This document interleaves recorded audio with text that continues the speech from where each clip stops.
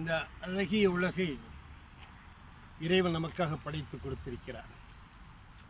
இந்த உலகில் பிறந்த ஒவ்வொரு மனிதனும் மகிழ்ந்து சந்தோஷமாய் வாழும்படியாக இறைவன் இந்த இயற்கை அழகை நமக்கு தந்திருக்கிறார். வாழ்கின்ற இந்த உள்ள வாழ்க்கையை மகிழ்ச்சியோடு சந்தோஷமாக வாழ கற்றுக்கொள்ள வேண்டும்.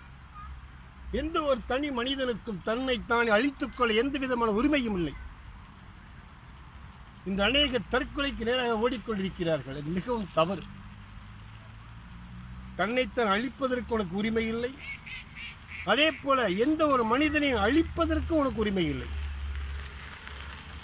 எந்த ஒரு மனிதனையும் கொலை செய்வதற்கோ அவர்களை வேதனைப்படுத்துவதற்கோ அவர்களை துக்கப்படுத்துவதற்கோ உனக்கு உரிமை இல்லை. வாழ்கின்ற தேசத்திலே சந்தோஷமாக வாழ கற்றுக்கொள். முடிந்தால் பிறருக்கு சந்தோஷத்தை உண்டாக்கும்படியான வாழ்க்கையை வாழ கற்றுக்கொள். உன்னால் எந்த வகையில் யாருக்கு எந்த பாதிப்பும் வராத ஒரு வாழ்க்கையை வாழ்வதற்காக தேவனை இந்த உலகத்தில் படைத்தார் என்று அறிந்து கொள். இந்த உலகம் எங்கும் பார்க்கிற பொழுது எங்கு பார்த்தாலும் சண்டை, போர், வேதனை, துக்கம், கண்ணீர், கவலை. இதற்காகத்தான் இறைவன் உன்னை இங்கு படைத்தாரா? இந்த அழகிய உலகிலே அவருடைய சாயலாக தேவனை படைத்திருப்பது நோக்கம் என்ன?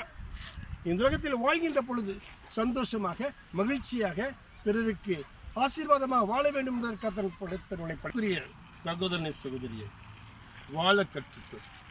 முதலாவது உனக்காக நீ வாழ கற்றுக்கொள். உன்னை அழித்துக் கொள்ளாது. உன்னை இந்த உலகத்திலே மகிழ்ச்சியோடு சந்தோஷம் வாழ்வதற்கான வாழ்க்கையை வாழ கற்றுக்கொள். பிறருக்காக வாழ கற்றுக்கொள்.